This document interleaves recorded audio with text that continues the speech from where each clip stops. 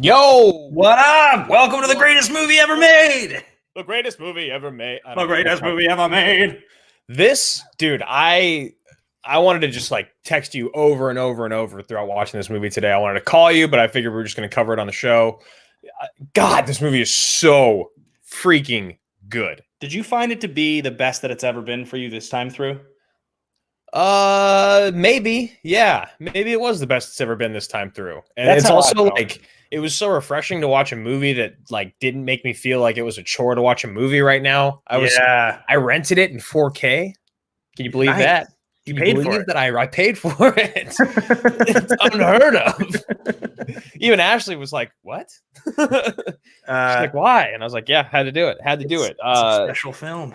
So this should be a really fun episode of the greatest movie ever made. Obviously, this is our new show. This is our hour-long deep dive discussion on movies that we love and why they're the greatest movies ever made. Because honestly, every movie on this show I think that we cover is, in our mind, at least the greatest movie ever made in some aspect. Maybe this is just period the greatest movie ever made. I don't know. It's hard for me to say it's not after watching it today. Yeah, you and I were kind of having a discussion off here just a second ago about the concept. I think we both love the name The Greatest Movie Ever Made. I think it's a great name for a show. I think the idea that you want to sing the praises of any movie you do and only pick movies that you truly, truly love. But obviously there's some funny business in trying to every week justify the film you're talking about as the greatest movie ever made, because every movie can't be the greatest movie ever made, obviously.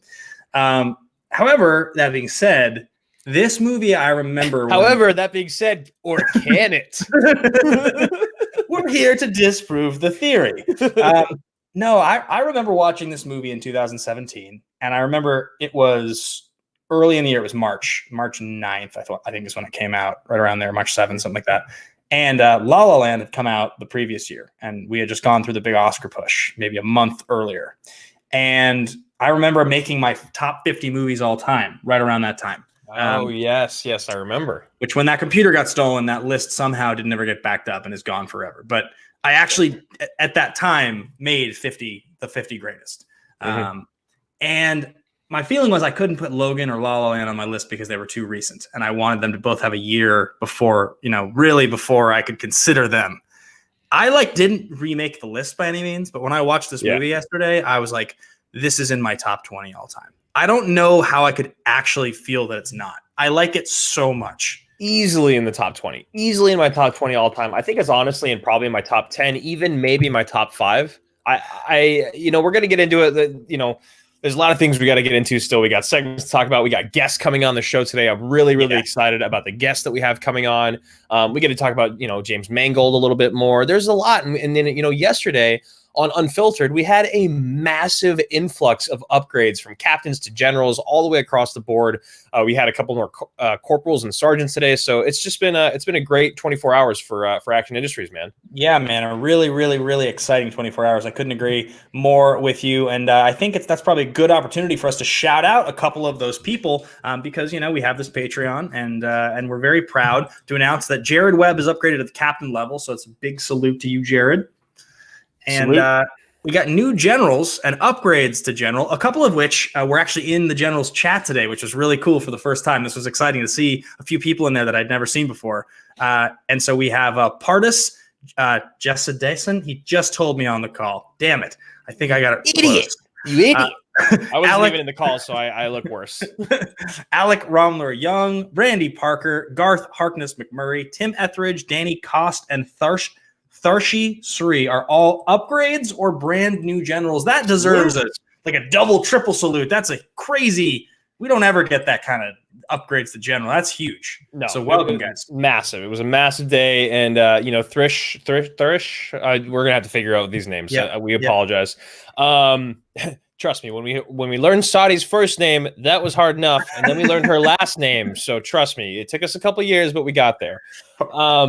I was going to say, the generals coming on the show today, man. Speaking of generals, we got David B already hanging out in the wings. I see you, David B. Big time salute to you, brother. And we got another general coming on as well, Ben. Who do we got today? We got Brandon Buckingham. We have two generals coming up here in about 15 or so minutes. We'll pop them on to talk fist pump moments on this movie. I feel like this movie warrants I could talk about this movie for hours. There's so much.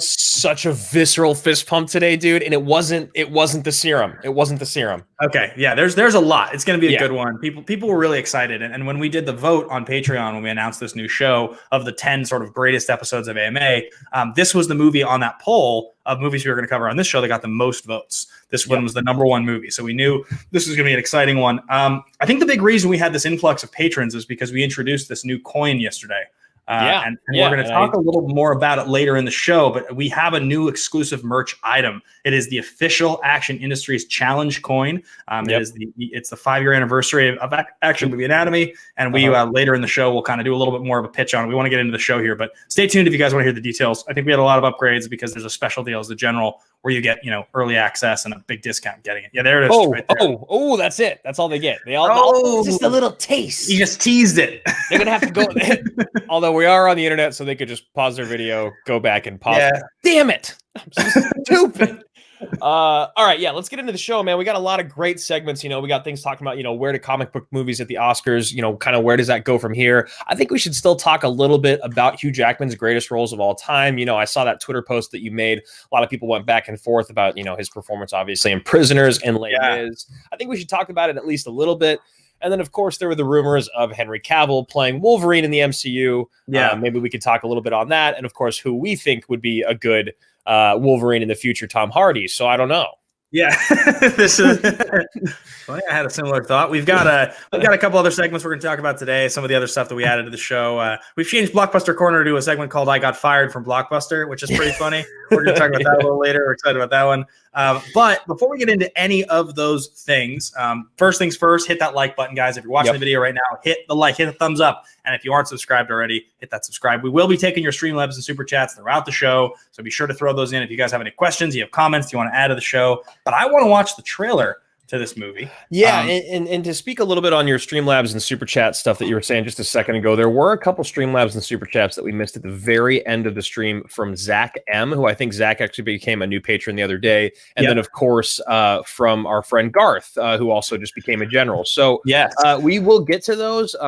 Honestly, I know that we said we wanted to cover them at the very beginning of the show, but it feels a little out of place. So we'll get to them later on. But thank you guys so much for your patronage. Yes, thank you so much. This is one of my single favorite trailers ever made. This might be, well, no, Congo is my favorite trailer ever made. But I do love, and Snake Eyes is really good. But this is a great this is a great trailer. I mean, this is one of the greatest pieces of art as a trailer. I think I was just saying a second ago that it really feels like they took moments from the movie that were not as significant in the movie. And really effectively use them to sort of punctuate the trailer, so as soon as that's pulled up, we can kind of watch through. And I think the good news is we found on the last show that we got. I think won't get copyright claimed. Oh no, is that what it was? I think we got flagged, but they released it. So I think it seems like we're allowed to watch trailers. At least that trailer. So we were allowed to watch them. I'm pretty sure if we just talk over them, if we're on the screen, we got our lower thirds. So here we go, man. God, this is so good. Everyone, shut up! Just shut up, Logan. What did you do? Dude, I went nuts Stuart when I saw this the first time. I think I called you immediately. And I was like, oh yeah, no, I know. I hurt myself. You're just watching and you're just like, oh God, because you don't know, but you can tell that things are not chill. Things are not chill in Logan Land. Right. And he looks. I mean, the makeup is amazing in this movie, dude. What they do to his body. The makeup should have won an Oscar. It should have won an Oscar. Where is she? Beneath the She's like you. Very much like you. Very much like you. And Stuart is just next level. Perfect. Yeah. She needs our help. You are someone come along. Someone has to come along. Taco Bell. I am still right Starts to here. build like this, just. And you I know. Boyd. He's incredible in this movie too. He's so good, man. Like the expressions in this movie, all throughout. Yeah. I will make you hurt. I will It like it employs so many of the things that are great about Hugh Jackman as Wolverine. This is what I realized when watching it this time was Logan, like, yeah, go ahead. still have time. I was gonna say it also employed so many of the things that make Hugh Jackman a great actor. He was Yeah. like, let me use all these things that we know that Hugh Jackman is so good at, and let's put them all in this movie so that he can look like a goddamn, not just a star, but like an Oscar winner. He should have been nominated for this movie. He's so good in this movie. Like when I watch this, the prisoner's conversation is not even a conversation because That's how I feel. And dude, and Prisoners is like one of my all-time favorite movies. So is The Prestige. So is the first 45 minutes of Les Mis. I love those movies and Partial. But the thing is, and this is why I fucking texted somebody the other day, and they said, oh no, it was on Twitter. Somebody responded on Twitter and said it's clearly Prisoners. And like, yeah, the thing about Prisoners is he's phenomenal in Prisoners. He's phenomenal, but he's playing rage, like real most rage of the time. He doesn't really come off rage or desperation most of the movie. Like his biggest moments, his best scenes in that movie are, generally speaking, when he's very, very angry. Like, there's a couple moments where he's a little softer or like scared, but he doesn't have as many levels. There's not as much depth to the character. Yeah, agreed. I mean, that's exactly what it is. It's all about the levels. Whereas like in this movie, in Logan, he hits all the levels. He's like, he's kind, he's soft, he's caring, he's broken, he's angry, he's like everything, rageful, like vengeful. He's villainous because he also plays X-24. Like people forget about that part. They always just talk about just, oh yeah, Logan, you know, him. Yeah. No, they don't talk about the fact that he's also playing X-24, and he does such a good job just with his expressions in that. Like he looks terrifying as X-24. Yeah. So we're going to get into the first segment of the show. This is called The Greatest Movie Ever Made. It's what the show is based off of. It's the name of the show. And I can jump in first with mine. This is my pitch as to why this is the greatest movie ever made. And the explanation for me is this is a film that plays in a genre that originally was tailored to children, the most impressionable people in the world. It also features children. So as embodied when you see the kid holding the Wolverine toy at the end as they're burying Logan, in the hope that he gives to Laura, in the oppressed children who are supposed to obviously represent, people with minority preferences, minorities in the world. That's what mutants were devised to be in the world as a comic book character by Stan Lee, right? Like, so they're supposed to be people that are not the norm. They don't fit in. They're chastised because they're different. And this film, it shows children in those roles, children that are scared of the world, and they have this hero to look up to. They have this amazing, effectively in this movie, Logan is Superman because of the way they use the comic books, because of the way they show the X-Men existed. They also were characters in these comics. When they meet Logan, he's their hero. He truly is Superman to them. So at the end, when they're burying Superman, Superman has given children hope in this film. It also is the only comic book film I can think of that truly, honestly, gives you heartbreaking moments of family dynamics in a way that most Oscar-winning films don't even get a chance to do. Like, this movie makes me cry without even words. It makes me cry with expressions. And it's done as a fucking X-Men movie. Yeah. It's the only time I can think of where the death of a comic book character in a movie impacted me the way that this one did. And it will stand the test of time as the greatest comic book movie ever made. And as time passes, will stand the test of time as the greatest film ever made. Yeah, I mean, I love it. I love it. I'm gonna hop right on that last sentence you said about it being the greatest comic book movie ever made, because I think that's a huge statement nowadays. You know, comic book movies have become such a massive powerhouse at the box office and at the Oscars, you know, with Joker and of course like Infinity War and Endgame. It's like you look at all the things that comic book movies can do, but this movie itself, if we're talking about just movies and what it is, it's like this is the greatest comic book movie ever because it's a superhero. Like, you could call this a superhero movie that transcends its genre. It's a Rorschach because you look at it and anyone that watches this movie, they can take away what they want of it. They can take away, you know, family on the road. They can take away a coming of age. They can take away just a straight up action movie. They can take away a comic book movie. There's so many different genres that this film covers, and it's beautifully shot, and the music is fantastic, and it's brilliantly acted, and the makeup should have won an Oscar, and the sound editing should have won an Oscar. There's just everything about this movie also just screams that it's probably the most underrated movie ever made because of what happened with it at the Oscars, because it's so goddamn good. It's so good, and it was so overlooked that even though it's one of the biggest movies that made almost $1 billion, right? Yeah. It doesn't matter. It can still be the most underrated movie in the world because it's a movie that almost made $1 billion and people still didn't recognize it the way that they should have. And that's why it's the greatest movie ever made. I think it's an incredibly strong pitch. I also think the fact that this movie will be revisited for years to come because it's part of a genre that tailors to children, that this movie will rise up people's ranks more and more and more and more and more as it gets older, because, you know, like great Westerns, you know, take James Mangold made 3:10 to Yuma. It's a great movie.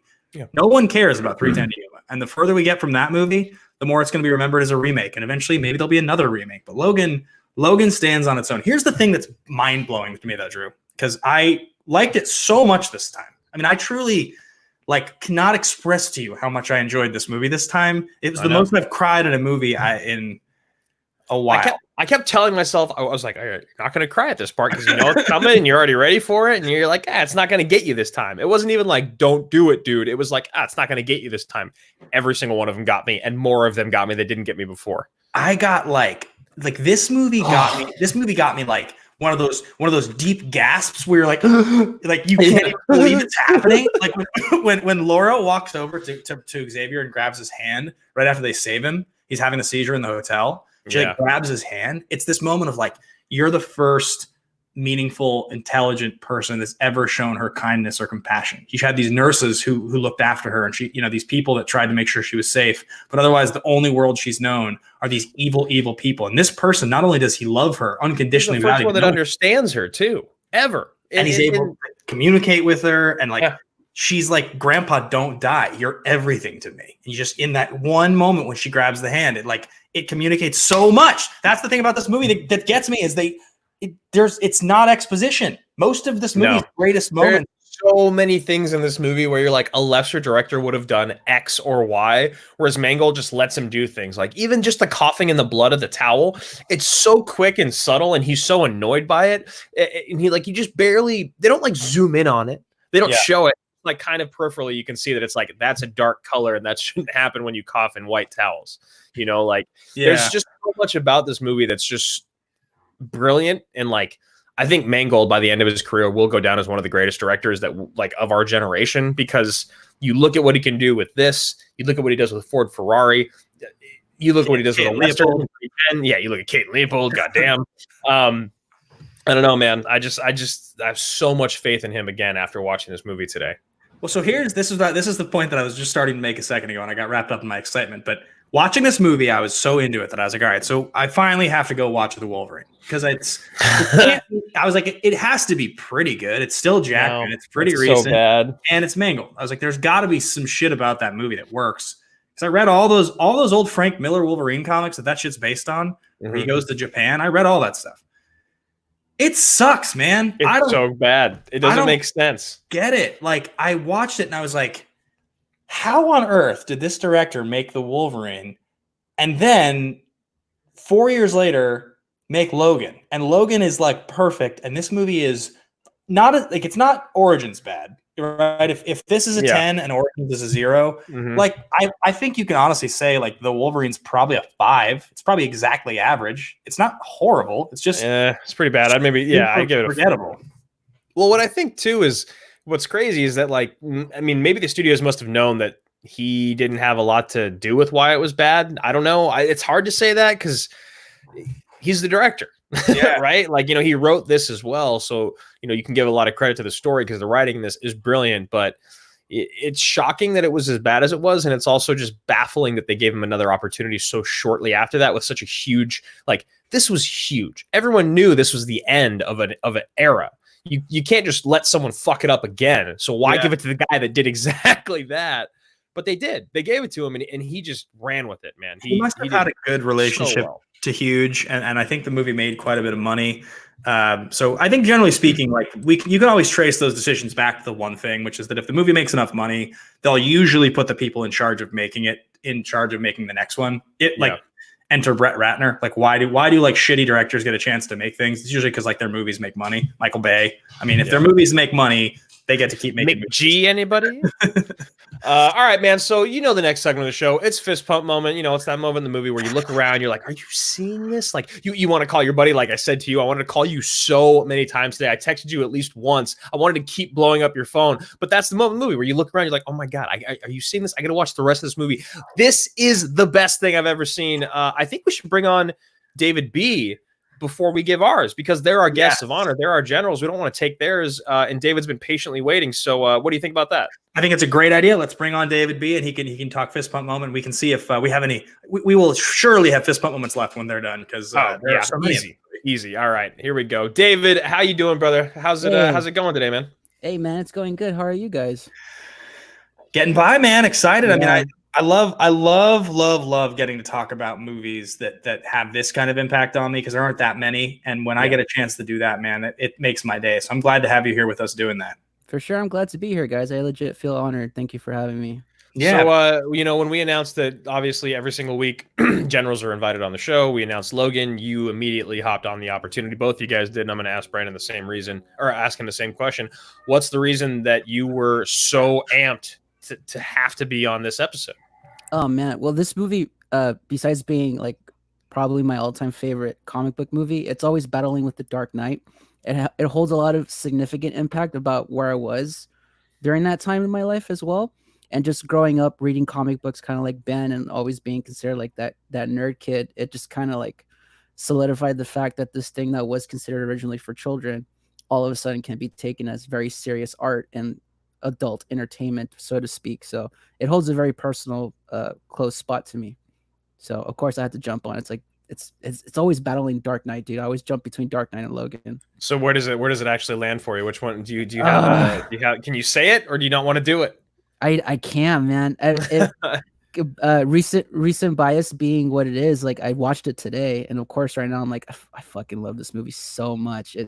Just like legit, like Ben, he was talking about like crying, and you too, guy. I was just like, I know all the spots. I'm gonna be good. The whole movie, I had to like pause and like wipe my eyes real quick. Oh, yep. Every time, man. Every single time it gets me to cry. So, what's your fist pump moment? I thought long and hard about this, and I usually what makes a movie so impactful for me is usually the emotional beats in it more than the action sequences. Yep. So for me, my fist pump moment is Logan dying, and then the funeral eulogy that Laura gives him, and how she specifically quotes Shane the Western at the end of it, and she ends it with "There's no more guns in the valley." And that the minute she says that sentence, I'm just the valley of tears myself. Yeah. Like, oh my God. Yeah. Talk about brilliant writing by Mangold to be like, I'm gonna take writing from one of my favorite Westerns ever, and I'm gonna have this incredible moment. Like, that is such an unbelievably cool thing, which is probably the single reason that the Academy was like, okay, we'll give you a writing nomination. You quoted Shane. Like, right. Yeah, that gets me angry. But it's so good. It's so good. And for some reason, the second time that you hear the speech, because obviously you hear the guy give it in Shane in the hotel room the first time, but when you hear it the second time and you hear about, or after Logan's already spoken to Daphne Keene's character about, it doesn't matter if you killed good people. It doesn't matter if you kill people if they're good or bad. It doesn't matter. It's all the same, And so when you hear that speech at the end too, he talks about like a man can't break the mold. He is what he is. A killer, like, whether he's good or bad, like that's what you're known for. The whole thing is just, it's brilliant. It's so goddamn good. And it's always crazy when you have a fist pump moment in a really sad moment, especially towards the end of a movie. But that's why it's your fist pump moment, man. Yeah. It's so underplayed when you initially first see that scene. Cause it's just Professor Xavier and Laura just watching a film. And it's like a sweet little like granddaughter moment. And it's so understated. And then he brings it back at the end in such a powerful, impactful way. And it devastates me just thinking about it right now. I'm legit getting misty-eyed. It's so good. Well, it's also one thing about this movie that really doesn't get brought up very often is the Marco Beltrami score, because he has these strings. And David, you'll obviously recognize it from being a composer, but he brings in those strings a couple different times in the movie. So specifically in those moments at the end, they come back in there while they're sitting there. And as soon as those strings come in, it's got that serene, almost like heavenly sound to it. It's so sad. it's really cutting through all that violence and blood, and it's really showing you the purity of like he's in his last moments. This is him with his daughter, and you just connect so hard to it. That's the power of music. I mean, that's the you know, in Dark Knight when Joker, that's sound. It's the same thing. It gives you that anxiety, that tension when you first hear it. Oh God, he does such a good job of the music too. Like when the whole X-24 madness is going on at the Munson house, and like the screaming and the shrieking of Laura and the screaming and shrieking of Hugh, and the like, if you're not watching that scene and you're just listening to it, it is so gruesome to listen to, and just like it's visceral. Like you can like taste that scene, like listening to it. It's crazy. Yeah. And you know, when they're driving away, the music is so intense and so crazy, and then the music changes, and again, you're just like, you feel this insane amount of not calm, but it's almost like when you settle with defeat, right? Because obviously something horrible, like you still have a dead Professor X in the back of your car that you have to deal with, but like at least you survived, at least you got away. And that was a moment in the music for me where I was like, God, this score is so underappreciated as well. Yeah. Speaking about music, like the thing I love about the score in particular, it's never over the movie, if you know what I mean. Like I love John Williams, and this isn't like a bash against John Williams, but sometimes John Williams' music can kind of overtake the movie sometimes, where you're just enthralled by the score. Whereas with this one, the score completely and utterly serves the movie. Like I could not agree more, because I think unless you're a person that's really a true like intense movie critic that's looking for the music upon first viewing, because for me, I didn't even notice the score being as good as it was in this movie till probably the third time I watched it, because I couldn't pay attention to anything else. How did you feel about that, Ben? Like, did you notice it immediately? Because I know you're a music guy. No, I definitely noticed. I mean, the thing I noticed the most when I watched it the first time is that Hurt is not actually in the movie. That's the thing that stood out to me, is I kept assuming it would show up at some point, you know, but he uses a different Johnny Cash song in the credits. But yeah, that Beltrami score is very underplayed. He's a really underrated composer. He's done a lot of work, and most people don't know his name.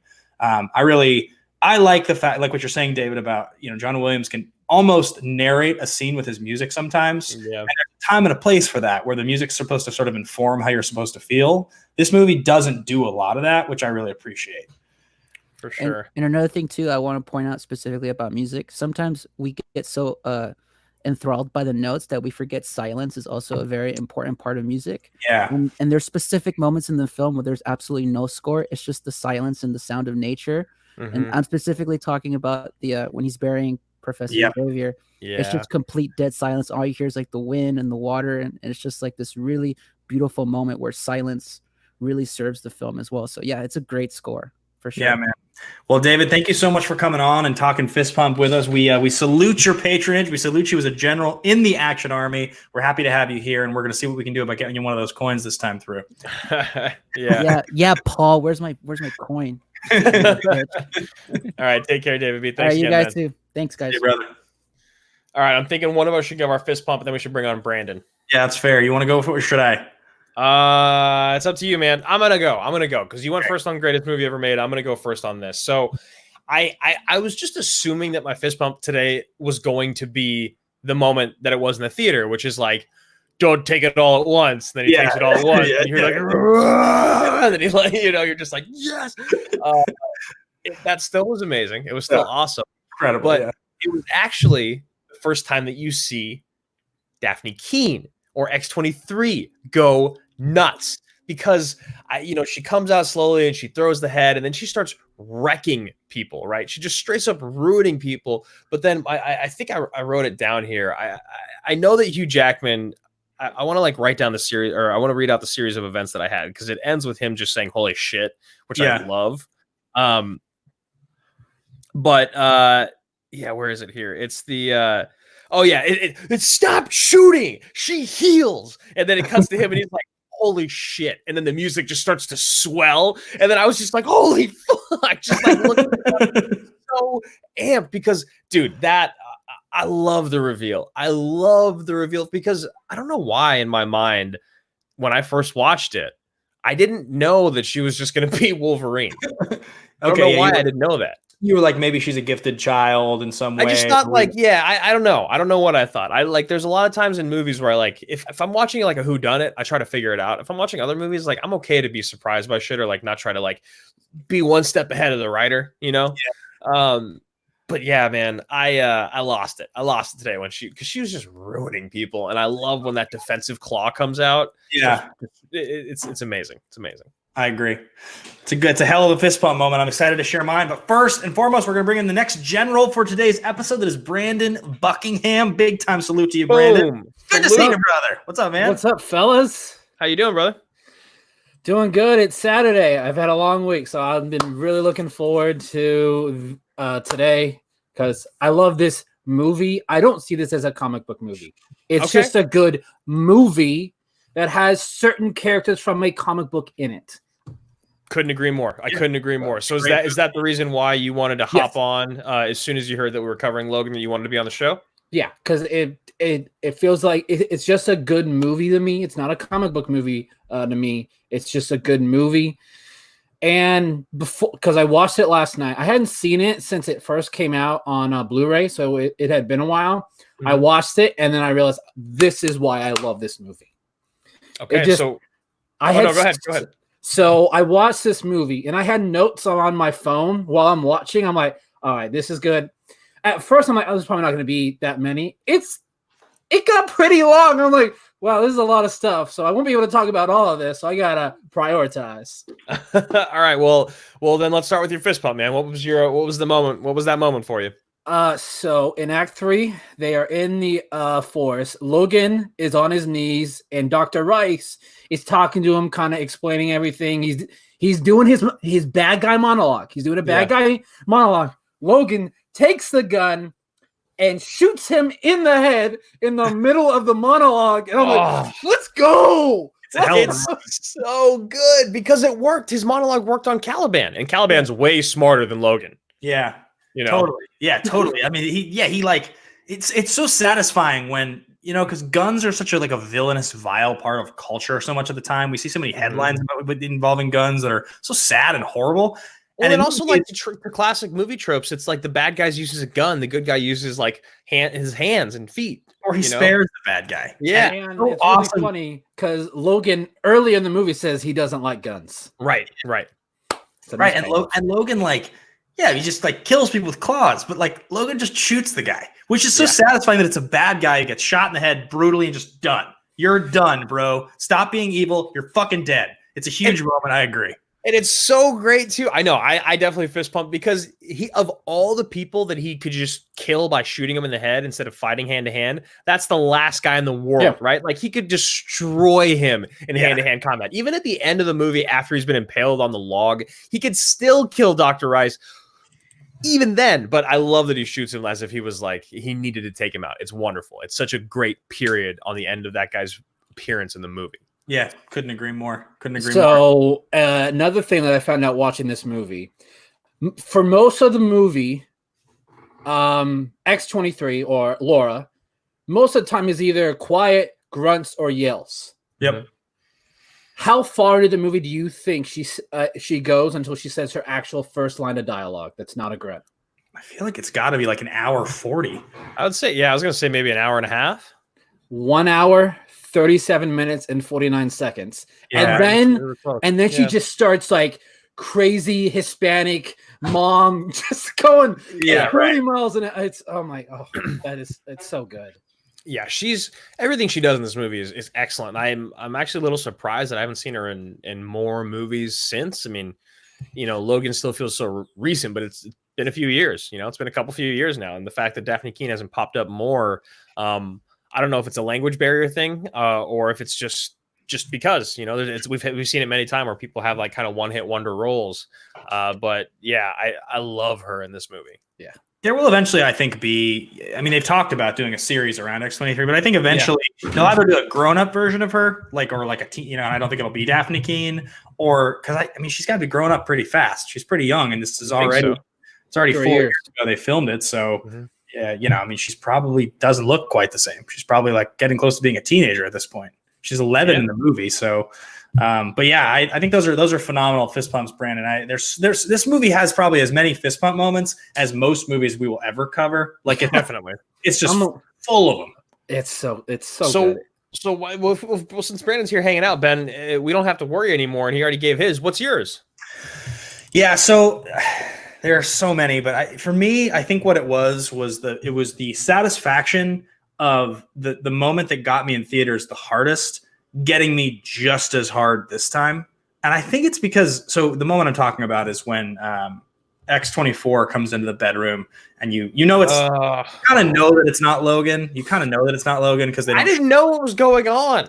I didn't understand. Yeah, it's like it's kind of a bait and switch or whatever. But he walks in, and then Xavier has that line, because really my fist pumps starts from the moment that the horse is on the side of the road through the moment that they bury Professor X. That entire sequence to me is the best part of the whole movie.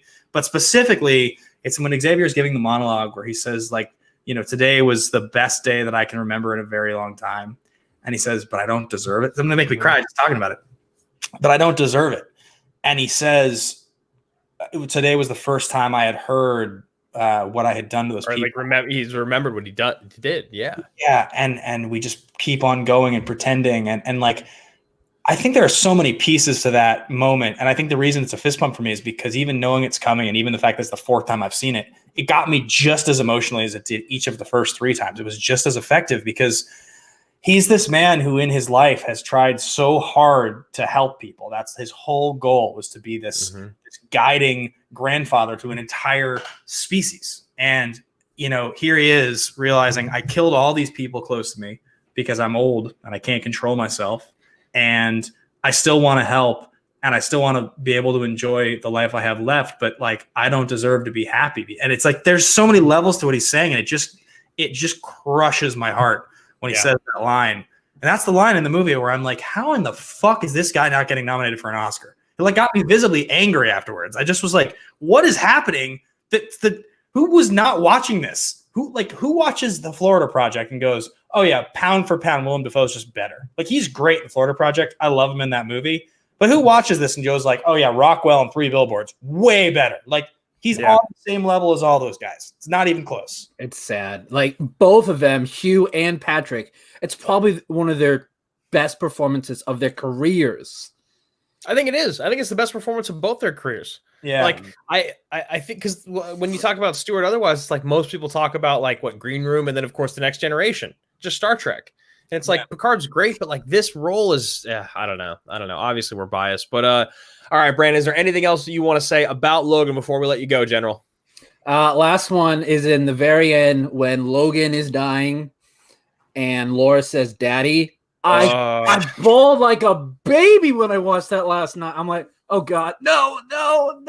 So good. Yeah, I bawled today when I watched that. When she says Daddy, it is that whole segment, that whole sequence of that final 3 minutes is just devastating. From Logan's final words to her response. Oh.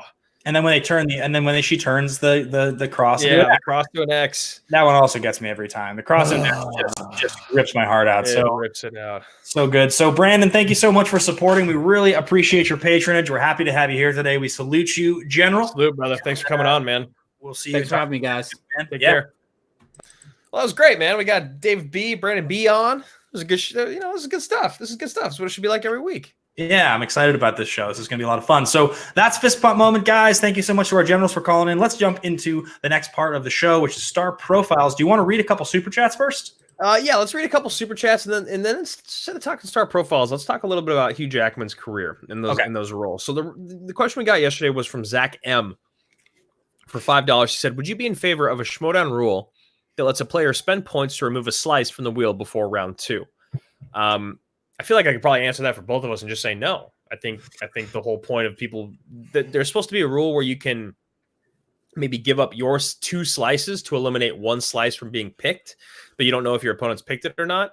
Yeah, it was an old proposed idea that never was confirmed. I mean, I think there's cool space to play in. I think what you're saying, Zach, is that there's definitely some interesting stuff in the Schmodown with wheel construction and sort of that interaction with your opponent that I think is really interesting, because I I do like when the game feels more and more like a sport where you're getting to directly interact with your opponent.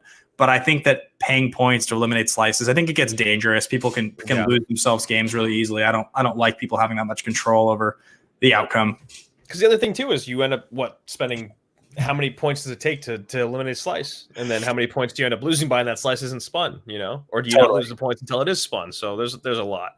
But thank you, Zach, so much. Then Garth General McMurray says, speaking of Will Forte, there was a Last Man on Earth live stream with the cast and producers Lord and Miller. I asked Will Forte about a MacGruber sequel. He replied that they're doing an 8-episode MacGruber TV series and the script is all done. Salute. Yeah, we were told that by Will as also. But we couldn't tell anyone about it because he told us kind of personally and we didn't want to break the news. So we are very, very excited to hear this publicly. Yeah, it's really gonna be awesome. We're still hoping someday MacGruber, Will Forte. It'll happen. We got a couple other here, all from D Train, donated $1. Yeah. One thing that people overlooked in the movie is that it was kind of Xavier's fault. The poor family got killed because he persuaded Logan to stay with them, but Xavier knew they were on the run, and it showed you that even the most powerful mutant can make mistakes. Yeah, I think his humanity and his mistakes that he makes are that's some of the most endearing stuff about this movie and its portrayal of Xavier. I agree. I think, there's and a lot of it is about flawed heroes, right? Because Charles says that, and Logan says to him right then, he's like, it's dangerous for us to stay here. Like, it's not good. Like, we could bring danger to these people, and you look and see what happens. And then also you think about the beginning of the movie where Caliban's like, what happens if he wakes up, bro? Yeah. And Logan just kicks him again. And then what happens? Caliban gets imprisoned, tortured, and then dies. Yeah. People don't talk about that enough because that's literally one of those moments in the movie. It's such a dumb moment. It actually makes me mad at Logan, where it's like, drive him out in the desert, just leave him. Like, this trained military guy, Caliban, like, you weak tracking mutant that can't even be in the sun. And he even questions it. And he just kicks him again like this is like a movie. Like, he kicks him like it's a movie. Like, he'll just be done forever. And then, so anyway, I think that's something that actually, like, really irritated me about the movie this time around. Not like about the movie making, but about Logan. Yeah, well, I think Logan being a scared character in this movie is one of the things about it that makes it such a compelling story. He doesn't feel like the superhero that he feels like in the Wolverine. He feels like this. He's really scared of life in this movie. I think it's one of the things about the performance that I find so interesting is he's frustrated, he's angry, he's disappointed, but he's lost everything. But he's really scared of the world, and he doesn't want to take care of anyone but himself and Charles.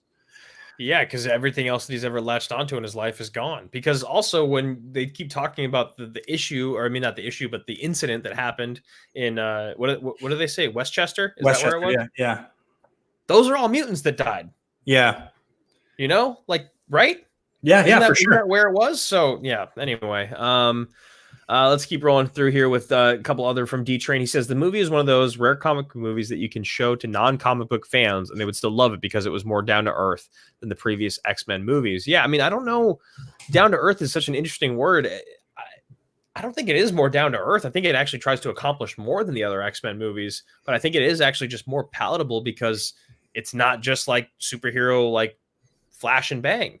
Yeah, it's constructed, and it's why I think it's such a beloved movie in a way that's very rare. It's very hard to do. You have the history of these characters that really makes the movie compelling and very, very full of a lot of texture. But also you also have the fact that they know they get to kill him, which means that like there can be a lot more finality to the story. And I think that's, the reason. And then the last comment here from D-Train, have you guys seen His Dark Materials starring Daphne Keane as the lead? The show came out last year and is very underrated. Daphne showed she can be a talented lead in any franchise, which gives me hope for an X-23 movie down the road. No, I didn't watch the His Dark Materials series, but I did hear good things about it. That's really exciting. I'm really happy about that. Ferris Mithano with the $2 super chat says, damn right, Ben. I don't remember what he was talking about, but maybe it was your fist pump. It was in reference to my, he wrote it in reference to my greatest movie ever made pitch. Oh, okay. Gotcha. And then lastly, we just got one from General Buckingham, who you guys just saw on the show for $3 on streamlabs.com/action industries. And he said, hope you guys enjoyed your GIF from the dance on Unfiltered Friday. Yes, I definitely did. It's a really good one. That's funny. There's a lot of them now, but that one in particular is really, really good. And then the last one here is from Lucas J. Shasha, Commander-in-Chief. Salute, Commander. Westchester County, New York is where the Xavier School was located. Yeah, so We talked about it a little on the AMA episode years ago. I know what the X5 is, Lucas. But the story is kind of based on so it's not actually clearly explained at any point in the movie what happened, but basically he lost control and killed a whole bunch of people. Yeah, they say it briefly on the radio. Right? Yeah. And they illustrate it really, really well. With like the stuff where I think it's Richard E. Grant or it's either him or it's Boyd Holbrook says it. Robert E. Lee. The general. What are we saying? Are you talking about an artist? I'm talking about whoever the evil scientist is. The actor is Richard E. Grant, but gotcha. But my point is, when he's talking about, he's like, it's his brain is classified as a weapon of mass destruction, right? It's the most powerful brain on the planet. With a degenerative brain disease. Yeah. And that's like one of those things that you and I sometimes laugh about in movies where it's a hero qualifier. Sometimes scripts can, in one sentence, communicate so much. They can, and sometimes it's dumb, like in Armageddon when they're talking about like the size of the asteroid, but it's like, it's like that's action movie speak. But sometimes it's 20 billion trillion suns. Yeah. In life, all brain, all muscle. Yeah.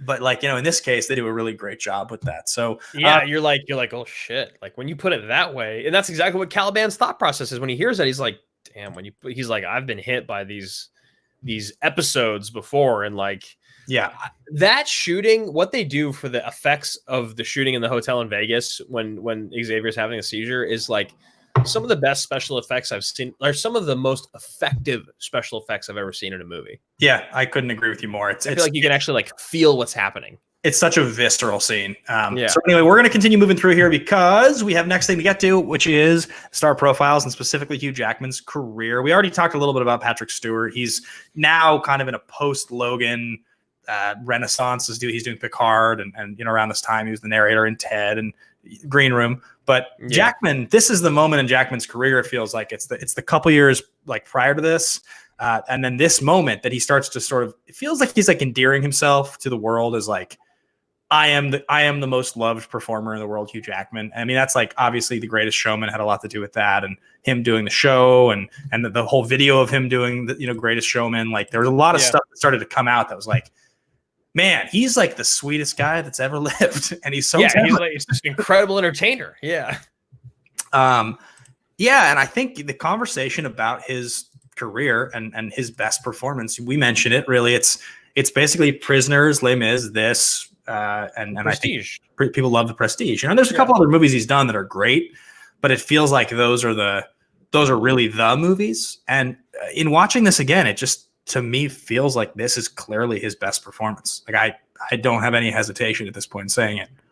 Yeah, like I think he showcases a lot of talent in Les Mis, but I think also a lot of us were just kind of surprised that he could do that, right? But like now with The Greatest Showman coming out, you see it. It's like Hugh Jackman's always loved musicals. He's always loved musical theater. He's always loved performing like song and dance, and like. He's very good in Les Mis, but if you want to talk about a role that really blows your mind in Les Mis, it's Anne Hathaway. It's not even close. Like, if you talk about like a scene blowing another scene out of the water, when she sings, I Dream to Dream, that what it is? That's the name of the song. When she has that scene in that movie, like you could just watch that scene and that could be that's better than the whole movie. Yeah, Jackman's really good in that movie. I mean, I really like him in Les Mis. Yeah, and, but it's also one of those things where it's talked up and got a lot of positive attention because it was Tom Hooper's follow-up movie to The King's Speech, and I don't think people knew Jackman could do that. I think that was the other part, is that people didn't actually know that Jackman could play like this kind of like gross character, but also be in this type of movie. Yeah, totally. And then you go into Prisoners, and I think you surmised it pretty well earlier when you were talking about it, man. And I think. In Prisoners, I think he does have the great, the scenes when he talks to like his son. You mentioned that scene before to me, where it's like very, very just like incredibly sincere, like scarily sincere. Yep. But mainly it just feels like a lot of rage. Like his best moments are rage, like in the car with Gyllenhaal or the sink with Dano. But I think I agree with you when you say that this is definitely a more layered and nuanced performance. It's funny, like we joke a lot about Harrison Ford and like the tone that he takes when he's like, "Where's my family? I need my family." It's kind of like Jackman in Prisoners is just the angrier version of that. Oh, He's definitely. like, right? It's like the same kind of deal.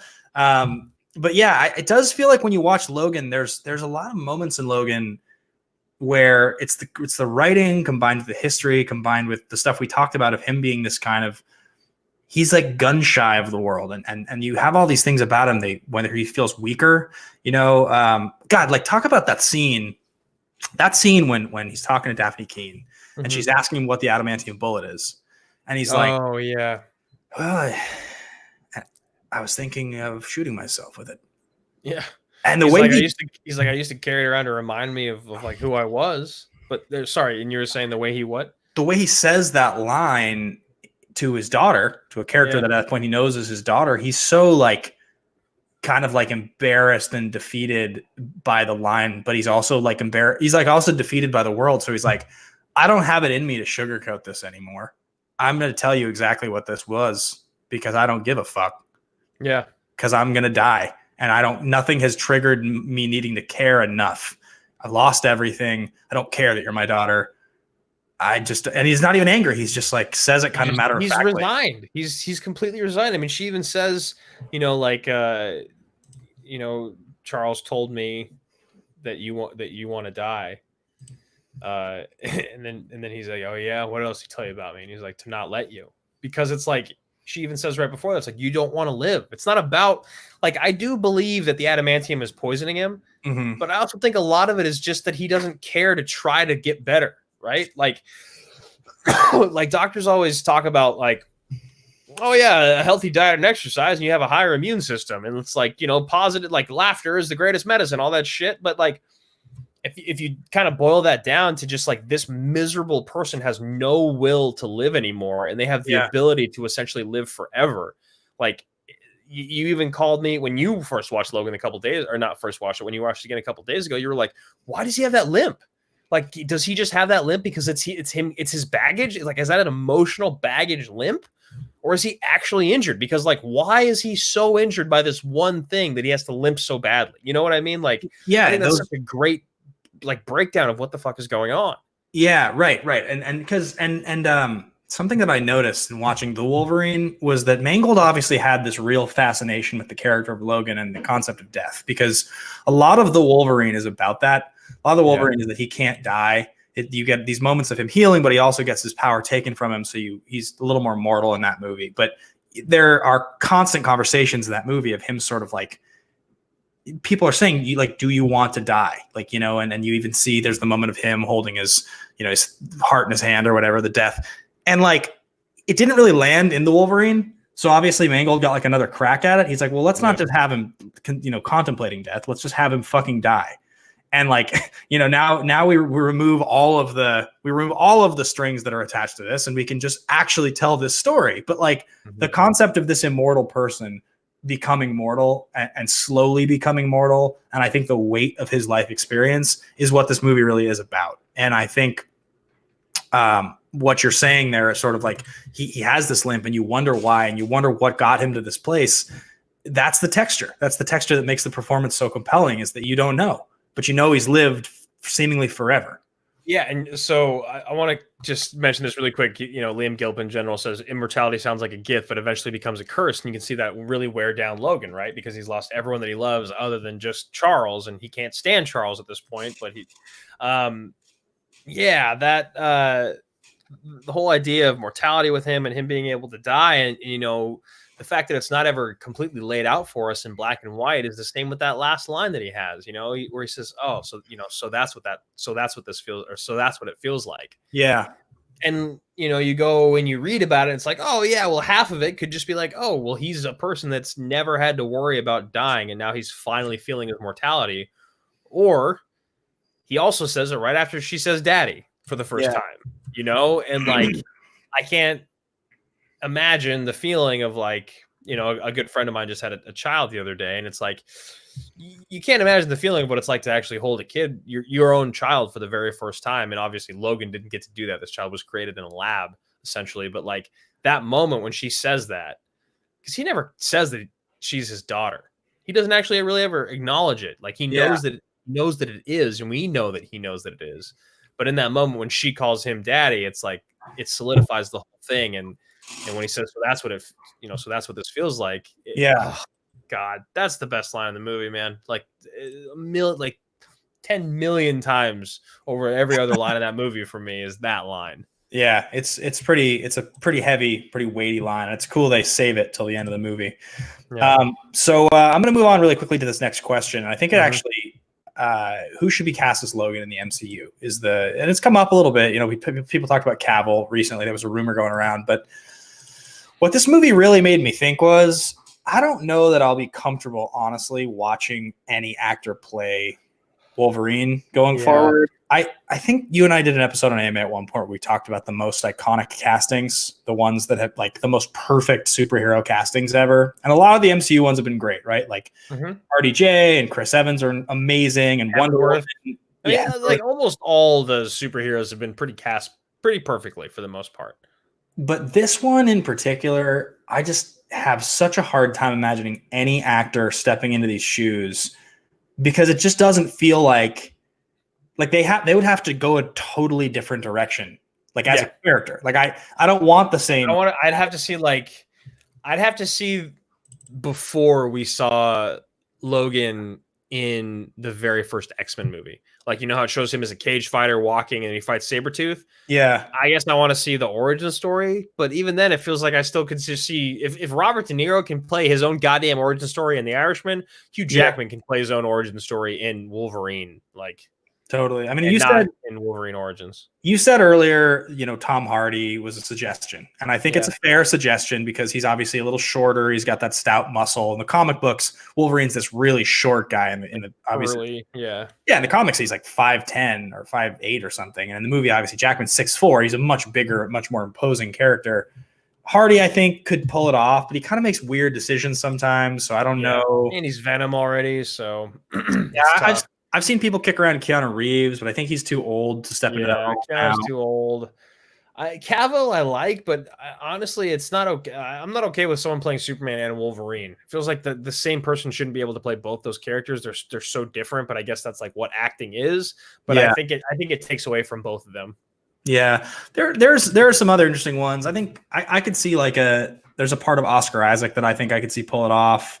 If he got like super jacked, it's possible. I had seen Taron Egerton thrown around. I don't know if I totally love that. Yeah. I don't know. But so we got, we don't have a whole lot of time here left, man. We got a couple more Streamlabs that we need to get to. Is there any other segment in here or anything in production development or anything that we really must talk about? Because we're already at, we're already basically an hour right now. Oh yeah. Wow. We're getting close to it. Let's see. I think the thing that I would find the most interesting for us to talk about has to be the Oscars stuff. I think that's got to be the part of the show, because you and I recently had kind of considered doing this for a short form video essay on Popcorn Talk. We didn't end up doing it, but if you look at kind of what has happened with the Oscars and how they treat comic book movies, we've got all the stats pulled up here on the outline. So you go back to the initial Oscar nominations, and the first one ever is 1940. It's The Mark of Zorro gets an original score nomination. Yeah. After that, it's another 38 years until Superman gets wins for effects, and then Batman gets an art direction nomination, 89. So between 1940 and 1989, almost 50 years, you get 3 comic book movies getting Oscar nominations. Yep, and none of them are for the big ones, as they say. Dick Tracy, 1990. It's a big, it is a comic book, right? But it's a very artsy, sort of cool Warren Beatty movie. It's not the same as Superman and Batman and Iron Man, Yeah, right. Wonder Woman, yeah. Pacino gets a nomination. That's a big deal. But we do have to acknowledge the fact that it's like Pacino getting a nomination for a comic book movie is not the same as like Heath Ledger getting a nomination for a comic book movie, because he's Pacino already. He's already Pacino at that point. And it's like a noir, like guy in a hat, like that's it's just different. It's not a guy with knives coming out of his hands. It's it still counts though. They're actually adamantium blades. And Road to Perdition gets a handful of nominations, wins for cinematography, but it's 2008 when The Dark Knight gets 8 nominations and 2 wins. Ledger famously wins posthumously.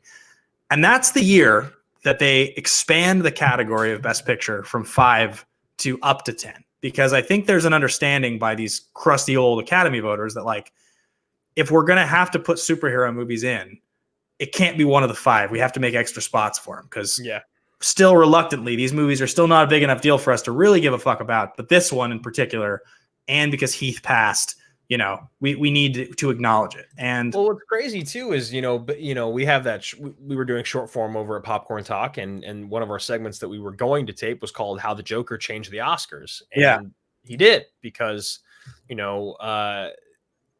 Heath winning this for the first time, and then you go a few years ahead, and obviously Joaquin winning, now leading.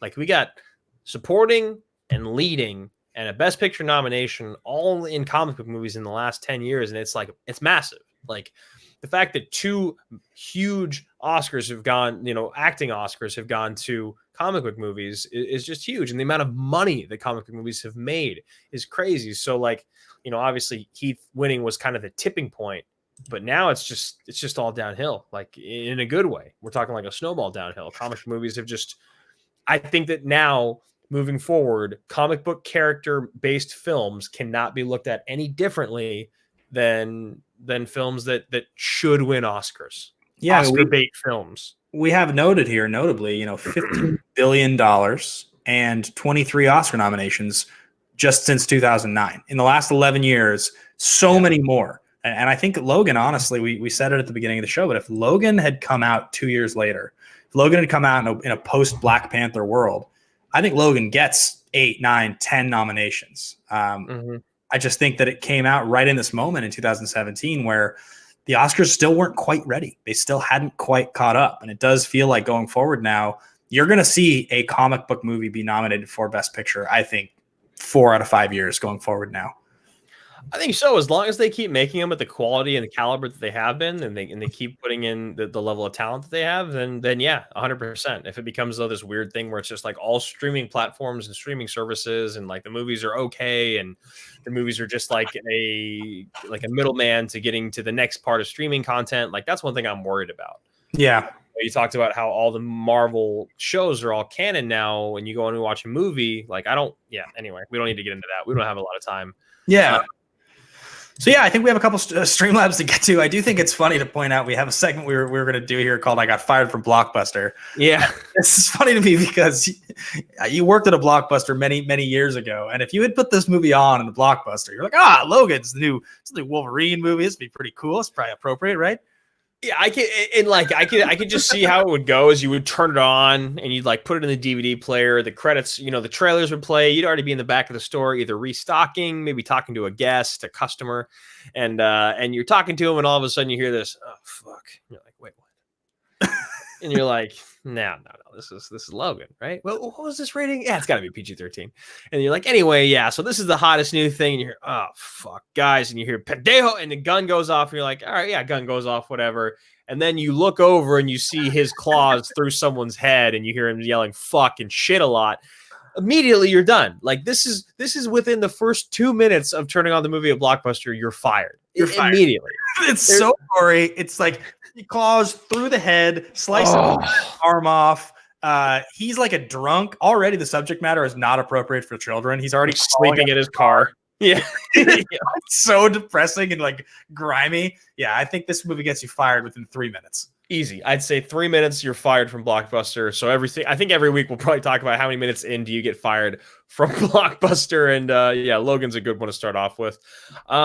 So Ben, there's a couple other things that we want to get to on the show, but I think the next segment is it's one that you might know. Yeah, it's called The Pit. It was good. There's always a little bit of a delay where you and I are like not quite in sync because of the sound and it picking up when we're talking. You know what I mean? The verbal cue. It's like it's almost there, but it's very hard to do when over. I'll have to watch that back and see how off it was. Yeah. So this is a really exciting one for me. Yeah. Next week on the show, as we continue to move down the line of the Hall of Fame action movie anatomy movies, we are covering a movie that for a long time was my single favorite movie ever made. And that is Point Break, 1991's Catherine Bigelow magnus opus, the magnus opus of Swayze's Maine. It's amazing. It's so It's the worst that Keanu's been and the best that Keanu's been at the exact same time. And I have to just really quickly say, did you just say for the longest time my favorite movie ever because Warrior has taken over? yeah. Warrior is my favorite movie ever made. Wow, But I love it. It makes me so happy. I think it is mine as well. Point Break's like right up there. It's like it's basically Boogie Nights, Point Break, and Warrior are like the three. Oh God, I want to watch Boogie Nights again. All right, man. So I'm really excited to cover, Point Break, your ex favorite movie of all time, next Saturday at 5:00. But we definitely got some generals, commanders in chief that we got to shut out. So do you mind if I start going through this list? Yeah, well, I think just one last thing before you do, just to remind everybody here, if you do want to be on the episode for these names we're going to read out are the people, but we have spots on every single episode of The Greatest Movie Ever Made, 5:00 on Saturdays, for two generals to call in like you saw today. So if you want to call in for Point Break, just send a message on Patreon directly to us, letting us know you're interested. We'll confirm you by next Friday, and it'll be just like you saw today. So get excited. And lastly, before we read all the generals out, and we have like 3 super chats to read, we have these coins. We have this new coin. It's the official Action Industries coin. We announced it officially last night on the stream. We had a handful of upgrades, and the way this coin is going to work, it's heavy, it's gold. It's just like these ones that we did at one point. Not real gold, but it is golden. It's gold. It's. Oh, wait, Ben, you're not on camera. You're not on camera. Yeah. Take it down. Yeah. So they're just like these special coins that we had at one point. They're kind of thicker. You can see them. Challenge coins. So if you're a 5-star general, which that's that and the commander in chief are the highest tiers, we just ship it straight off to you. That's the deal. If you're a general, you're going to pay some kind of a shipping and handling, but we'll you only pay shipping and handling, as opposed to people at every level below that. They'll be paying the full cost of the coin, which we're still figuring out. We're still doing the math. Yeah. But they probably won't be that cheap. I'll be honest with you. Really. So like, if you want to be able to get a good deal, just shipping and handling, and also all the perks that you get at that high of a level, general is definitely the place to be right now. They're not gold, but they're not cheap. And then, everybody else, it's an exclusive Patreon item until the end of April. You will be able to buy them as patrons. And then once April is over, they become available to the general public. We're only making 100, so there's a limited print run. If you do want to get in on it, it's a great time to join, to become a general in the Action Army. Get excited for that. So that was the last thing I wanted to point out. I think we have like 3 super chats to read out here. Yeah, we got Chris Scorpio here for the $5 super chat. Says, Logan is my favorite comic book movie of all time. It's more of a slow burn Western than your standard DC or Marvel movie. It's a character study and a drama with true heart and tragedy about a weary soldier more unforgiven than Avengers. Great analysis there. Yeah, that's great. And honestly, the Munson family dying is so sad. Yeah, it's really sad. It's like so brutally unforgiving that every one of them dies. Yeah. And then the last one here from Ed Haskell 420 with the $2 donation says, hey guys, salute, brother. Logan is as epic as we all know and got effed over at the Oscars big time. First fist pump moment going through the carjackers. Yeah, that honestly, yes, because immediately when that happened in the theater, you're like, oh shit, this is the movie we signed up for. And then he says the whole film. Did you see the black and white version of it? If so, thoughts? If you did, do you think it adds to the movie? Those are great questions, Ed. Ed always has great stuff to input. I've never watched the black and white version. Dude, when I looked the other day on Amazon, I was trying to find it. If I could have bought the black and white version, I would have just bought it. But it wasn't available for me to get on Amazon. I think it was a special edition release. I don't know where to get it, but I've always wanted to see it in black and white. So I'm pretty sure, I think Jason and Hags have it. I think they have the Blu-ray copy, and I think the Blu-ray copy has the black and white version. But to answer your question, Ed, unfortunately, neither of us have seen it, so we don't know if it adds to it. I'll be honest, though. I feel like there's no way it does add to it. I think movies are meant to be shot and seen in a specific way. That's why Nolan's so specific about his IMAX and this 70 millimeter and all that. So I think if Mangold wanted to make this a black and white movie the same way that the Coen brothers wanted to make, The Man Who Wasn't There a black and white movie, they would have just done it. Yeah. Or he would have just done it. Excuse me. Agreed. Yeah, I think it's a strong point. It's a very strong point. The last super chat here is from Paul Denuzio. Please do the rock, he says, with Streamlab. LD legend, Paul. Love it. And lastly, just let you guys know before we say goodbye, we're back up on Anchor. There was a little bit of a discrepancy there between us and them because, I was stupid and using copyrighted music, and they were like, we can't promote your podcast. So we're back on Anchor. Last week, the greatest movie ever made on the Edge is up there. Our episode with Dan Merle on the Action Guys. This episode will go up probably later tonight or tomorrow morning. And of course, the Action Guys tomorrow at 5:00 with Mark Ellis, Baby Carrots Mark Ellis will also go up probably Monday morning. So make sure to just go give us some love on Anchor. Even if you're not listening to the episodes, even if you prefer to watch us live, just go and give us some love on Anchor, anchor.fm/Action Industries. The link is down below. We're trying to build that a little bit so it's easier for people to find us on audio. Thank you for letting me do that. Yeah, 100%. Another $1 from PLD with Ed Harris. Yes, we know, Paul. He is in the so our shout outs here to the generals. This is this list, Andrew, makes me want to cry. I'm so appreciative. I'm so appreciative of it. Sheer number of people here. I think it's like obscenely long at this point. So how about you take on part of it and I'll take on the other part of it, because I feel bad to make just one of us read all like 50 names at this point. Yeah, well, let's do it. We'll do it backwards this time. We always start at the top. I like that. So starting at the bottom here with brand new generals, Tharshi Sri and Danny Kost. Got Eric Ritz, Alec Romler-Young, Larry and Lindsay Payne, John Patterson, Brandy Parker, Carl Newell, Ferris Muthana, Jeremiah Morris, Garth Harkness McMurray, Aj Lancaster. I think it's Ajay. Ajay. Sadilam and Maki, Kelsey Kirkland, Danny Joyce, Pardis Jessadesen. I'm pretty sure that's wrong. I hope you didn't fuck it up again. Andrew Hayes, Luke Marshall Haynes. I'm going to let you take over here. Maddie Gunner, Liam Gilpin. Maddie Gunner was actually on Class Action earlier today with Jarvie and Denuzio, and I heard it was a great episode. So big time salute to you, Maddie Gunner. Liam Gilpin, Patrick Gibson, Tim Etheridge, Mike Deacon, Glenn Caesar, and Bethany Curl. Happy birthday, Bethany Curl. Big salute to you, Bethany. Brandon Buckingham, who you guys saw a minute ago. Pat Bulfamonte, David Benitez, who you also saw. Steven Anderson, Jeff Alterman, Cody Seal.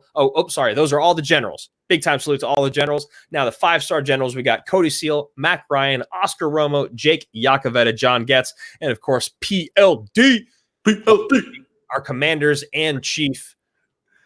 My God, it's the greatest honor of my life serving with the both of you, Lucas and Alex Shashek, which Ben, it sounds like, and I'm gonna say this now because I think it's actually gonna lock us both in, which I think we both need to do because there's literally but I think on April 22nd, I got to double check the date, but I'm pretty sure you and myself are going to be going up against each other with Alex Shashek on Schmobates. Is that correct? To head, yes, confirmed today. I can't believe we finally got a slot. I feel like we got a reservation at Dorsia. I'm so excited. I like that these shows are bigger than we are now, and that she's like, now that we've gone through the main town of the Schmodown, let me see if Ben and Drew are available. I got their numbers. We can slot you guys in. I'm really excited for Schmobates. I'm so proud of them for doing such a good job with that show and just the channel in general. Ferris Miathana, huh? Really, Ben? Really? We better sleep with one eye open, says Ferris. All right, fair enough, sir. Meowth. You pissed off the Miathana. All right, guys, thank you so much for hanging out, and thank you so much for watching. There is one more like title screen thing that I wanted to bring up, to close out the episode. Is there anything else that we need to plug, promote, talk about really quickly before we say goodbye? If not, that's okay. No, we have. I said it to you last night when we had so many awesome generals sign up, but I was saying to everybody, we have, 2 unfiltered, 2 action guys, 2 greatest movie ever made. We have an action rewind. We have a Captain's Cabana. Oh, that's kind of funny, actually. Just so you guys know, this is Drew and I were talking about this. We spent an inordinate amount of time talking. Oh no, there is something we have to announce. No, we'll save it for tomorrow. Okay. We talked about it yesterday. The new thing we wanted to announce. Well, we're going long. Oh yeah. Are you sure? Do you want to announce it right now, or no? I feel like I'm good. I just feel like I'm keeping you long because I feel like your setup is like not up permanently. So I know you have your setup. I'm okay. I will. So what I was doing, honestly, I'll show you really quickly that I'm really proud about that Jacob Patrick made us. It's this. I wanted to make sure it was ready to go for the end of the episode. Sweet. Yeah, I want to put that up. But I think we should talk about it because, guys, something that Ben and I have, I think, not to toot our own horns, but something that I think has really elevated our Patreon over the last couple of years since we started it is that we're always looking for ways to interact with you guys on a more personal level more often. And I think, we were thinking about how much love we give to all the generals and people at a really, really high level and even the captains and above. And we're so grateful for that. But we also understand that we're in a goddamn pandemic right now. And a lot of people, there's almost 7 million Americans without jobs. So we understand that paying $25, $50, $100 a month is something that a lot of people can't afford. So we want to thank people at a more affordable level and also give them another great piece of content. So at the $10 and above level now, so sergeants and above, we're going to be offering kind of a cool live stream.